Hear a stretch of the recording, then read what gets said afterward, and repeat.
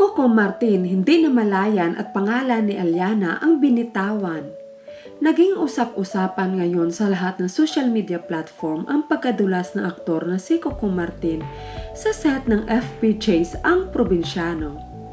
Sobrang natuwa ang kapwa-artista at makarakter ng Ang Probinsyano pagkatapos nakalimutan ng aktor na si Coco Martin na wala na si Aliana sa set kundi si Leia na ang katambal niya sa Ang Probinsyano.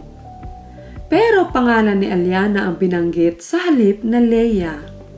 Ayon sa nakalap naming reliable source sa mundo ng showbiz, sa gitna di umano ng bakbakan at intense na eksena ay biglang nadulas ang aktor na si Coco Martin. Dapat Leia ang sasabihin ng aktor pero Aliana ang nabigkas. Tuwang-tuwang iba't ibang cast ng Ang Probinsyano sa ginawa ng aktor. Ayon pa sa kanila ang lakas ng kapit ni Aliana sa puso ng aktor na si Coco Martin. Dahil nga sa katagalang pagsasama ng dalawa ay mahirap na makalimutan o hindi makalimutan ng aktor ang aktres na si Yasi Pressman. Sobrang namimiss lang daw ni umano ang aktres kaya nagkamali. Gayon pa man sa mga netizens ang mga supporters ng dalawa, yan ay tinatawag na lukso ng damdamin ayon sa kanila.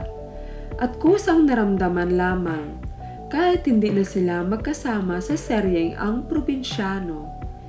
Dagdag pa nila tama noon ang sinabi ng aktor na malaki ang impact sa kanya ng aktres na